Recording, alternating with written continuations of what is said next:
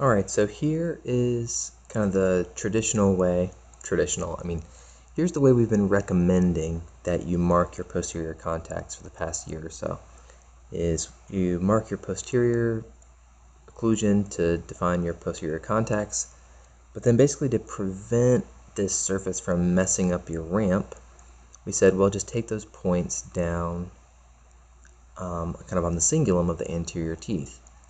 The other option was to not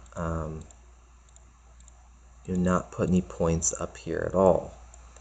The challenge with that was you'd get kind of this irregular junction between your posterior plane and the anterior surface, which was created with the dynamic occlusal surface.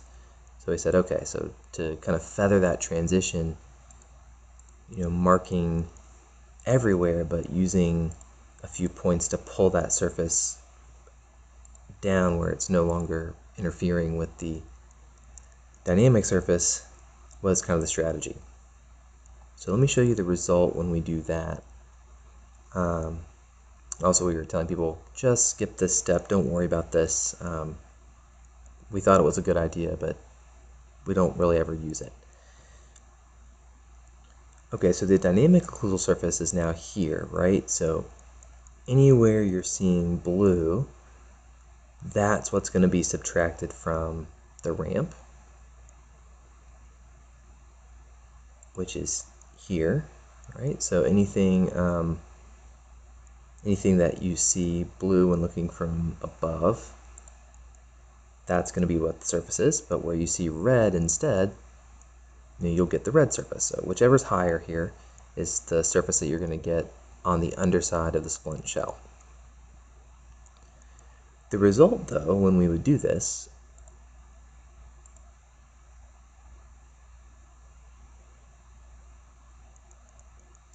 is often that we would get this annoying little lip right here. And then to fix that, you'd have to go into sculpt mode and then try to kind of smooth this down, which tended to collapse everything forward just a little bit, and kind of melt your end up kind of melting the high spot on the lingual, and then when you go to grind your MIP, you're not a whole lot better off than you were. So plus it's just annoying to have to go in there and sculpt. So let's undo that, and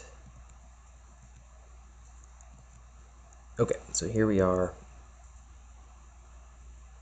Now let's mark our posterior contacts again, and I'll show you the new, brilliant, but probably you're gonna say, oh, I wish I'd thought of that, wasn't that big a deal.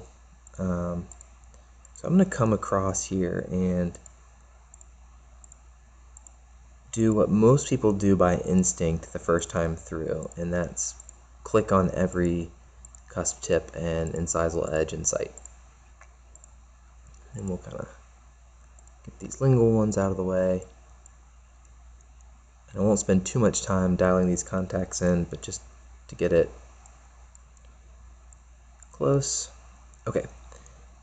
And for an upper appliance, we want this red surface out in the anterior here to be gone, but it would be nice to keep this lingual part so that it trims off that little ledge. So this mode here that I've been telling people to ignore for a while has a lot of great features. One, if the dynamic surface is already created, you can visualize it. Okay, so anywhere where your flat surface is above the dynamic surface, the flat surface is gonna cut off the ramp. So two, you can actually put the splint shell here and look and see to evaluate where either of these surfaces are going to intersect with your rim. Okay, and so what this little mode is for is actually it allows you to paint on this surface, and then I'm going to try to estimate where the excursions go, but we can just turn on the dynamic surface and actually see here. And and follow the tracks of the canines. And then just paint this area here. And we'll delete that part of the posterior plane. And this little part right there. Okay, so now this little area here is going to take off that little lip, and then our dynamic surface is going to establish the ramp. Now if I'd been just a little bit more careful, I think I could have left a little bit more. But let's subtract these.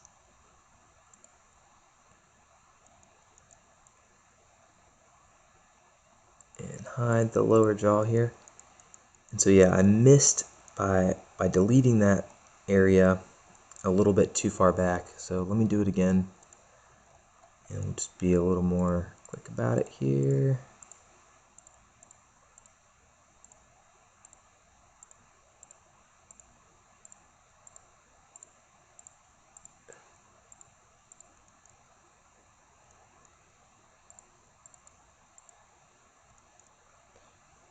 Alright, so in here I'm going to delete, I think I went too far.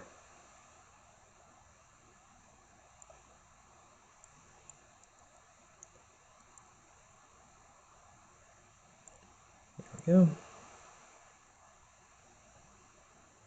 Paint all this area here. Delete that area. Keep it. Subtract the posterior plane. Subtract the functional surface. And now we should see what I was trying to demonstrate is, aha, we no longer have that lip. If we, then when we go to sculpt and we do just a very little bit of smoothing, the result looks great. We can still grind our MIP to make sure we have the marks right there on the anteriors. And that is a workflow that I can be proud of because you're going to be marking those posterior points anyway. It adds like just a few seconds to do that painting, and life is good. So thank you for watching, and I hope that you enjoy this tip.